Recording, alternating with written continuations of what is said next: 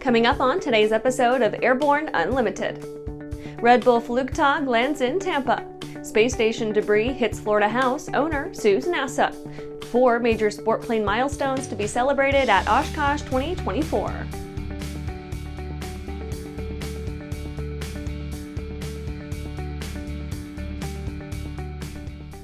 Welcome to Airborne Unlimited. I'm your host, Holland Lee. Let's get into today's stories.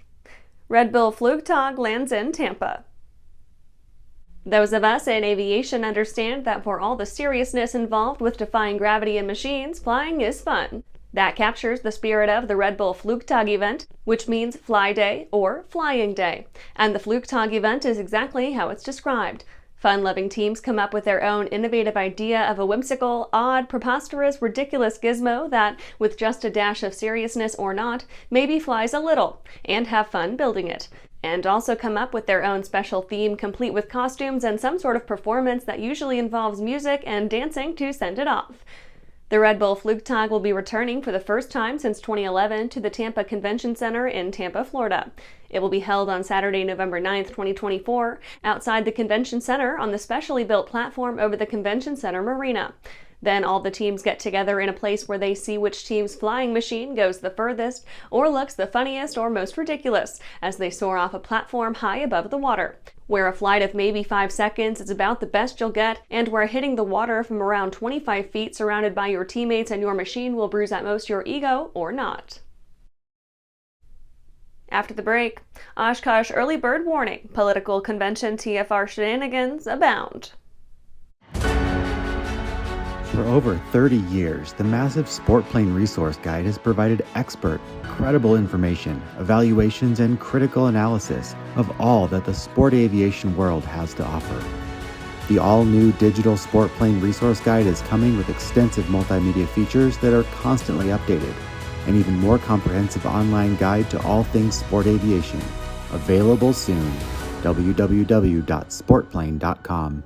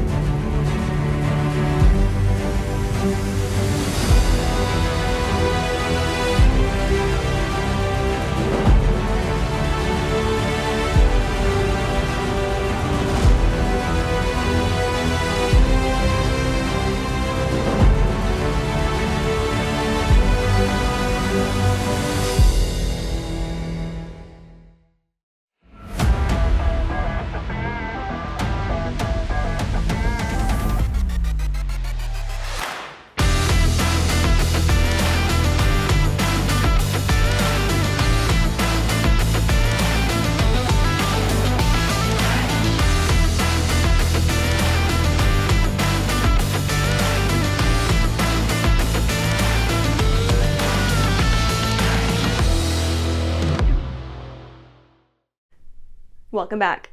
Now let's take a trip around the patch for some shorter stories. Oshkosh EarlyBird warning, political convention TFR shenanigans abound. The Republican National Convention being held in downtown Milwaukee on July 15th through 18th will greatly affect air operations over and around the Milwaukee area on those dates and could impact flight planning for pilots coming to Oshkosh early for EAA AirVenture, which begins just a few days later on July 22nd.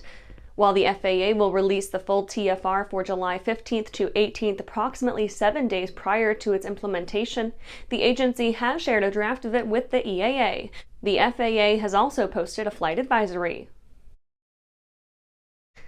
Unnamed executive brings down NTSB sanctions on Boeing. An unnamed Boeing executive disclosed non-public information related to the investigation of a door plug that blew off a 737 MAX 9 operated by Alaska Airlines. NTSB said the executive discussed his analysis of previously released information and certain, quote, investigative information, end quote, during a media briefing on June 25th.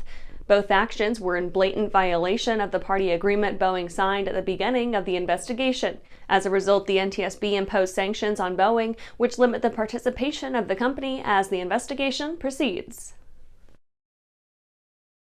Gogo Advance surpasses 1,000 successful system software updates.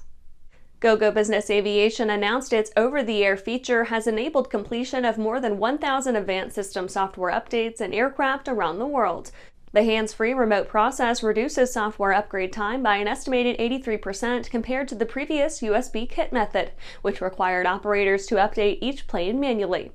Gogo rolled out its OTA software updates in November 2023 in an industry first, and the reduction in software upgrade time has significantly enhanced fleet efficiency. Spirit AeroSystems lays off 282 production workers.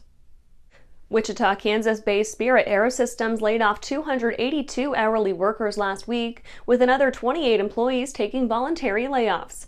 All those affected will be paid through July 4th and receive their final check on July 11th. Their benefits will remain in effect until July 31st. The company had notified employees in May that it planned to lay off between 400 and 450 in Wichita due to a slowdown in delivery rates. It attributes the slowdown to a tighter inspection process stemming from the blowout of a faulty door plug from an Alaska Airlines 737 MAX. Well, that's it for today's trip around the patch. Let's get back to the rest of the news. Space station debris hits Florida house, owner sues NASA. A homeowner in Naples, Florida is suing NASA to have them pay for damages his house sustained when a piece of debris from the ISS did not burn up in the atmosphere as it was planned to do. A chunk of melted and partially disintegrated metal went through the roof and penetrated 2 floors below, according to Micah Nguyen-Worthy, the attorney for homeowner Alejandro Otero and his family. Mr. Otero said the object nearly hit his son. NASA examined the 1.6-pound cylindrical object and confirmed that it had in fact come from the ISS. The agency said it was a stanchion from the supporting structure that attached old nickel hydride batteries to a pallet. The entire load, weighing 5,800 pounds, was discarded from the space station in 2021 and was expected to burn up in the atmosphere, according to engineers. The load's orbit gradually decayed and it finally entered the atmosphere earlier this year, but the piece that struck Otero's house had somehow survived the intense heat of its plunge from space. After these messages, 4 major sport plane milestones to be celebrated at Oshkosh 2024. Well, hello, fellow pilot. I'm John King. And I'm Martha King. You know, we've all had our flying lives disrupted lately. Well, King Schools is here to help you stay up to date with courses that you can access on your desktop, iPad, or iPhone. If you'd like a refresher or just want to expand your aviation horizons, we have a course for you. So head over to kingschools.com/Rusty today for details. I'm currently using the Hartsel Talon, by far the best aerobatic propeller ever come out. I use the Trailblazer. It adds performance to the Super Decathlon and dependability, and it's rugged. Hartsel's been an excellent partner for Whip Air, just in terms of your product support as well as keeping an eye on the market and developing new products that meet demand.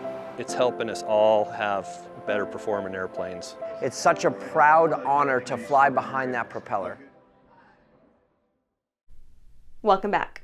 4 major sport plane milestones to be celebrated at Oshkosh 2024. EAA AirVenture 2024 will be recognizing 4 home-built aircraft anniversaries at this year's show, including the RLU-1 Breezy, Zenith 600/601, Swearingen SX-300, and Kitfox. The RLU-1 Breezy had its first flight in 1964. It is a completely open cockpit pusher aircraft, designed and built by Charles Roloff, Robert Lepowski, and Carl Unger. For decades at AirVenture, Carl Unger could be seen hopping rides in his Breezy wearing his trademark red vest. The prototype Breezy is on display in the EAA Aviation Museum. The Zenith 600/601 had its first flight in 1984. It's an all-metal 2-seat aircraft designed by Chris Heinz. The Swearingen SX-300, also with its first flight in 1984, designed by Ed Swearingen and features a 2-seat cockpit and a 300-horsepower 6-cylinder engine. Kitfox's first flight was in 1984, designed by Dan Denny, featuring a small side-by-side 2-seat high-wing configuration. More than 4,500 kits have been delivered worldwide. Pilots who plan to fly these anniversary home-built into AirVenture can pre-register their aircraft online. They will be parked in the same areas. In addition to these aircraft, EAA's Flight Advisors program is celebrating its 30th birthday this year. The volunteer program helps pilots prepare for a first flight in a home-built aircraft to conduct it safely. Flight advisors are EAA volunteers dedicated to improving home-built aircraft safety. And that's our show for today. You can catch episodes of Airborne on YouTube, Roku, or Fire TV. Just search for Aero-News or Airborne, and don't forget to follow us on social media. Thanks for watching!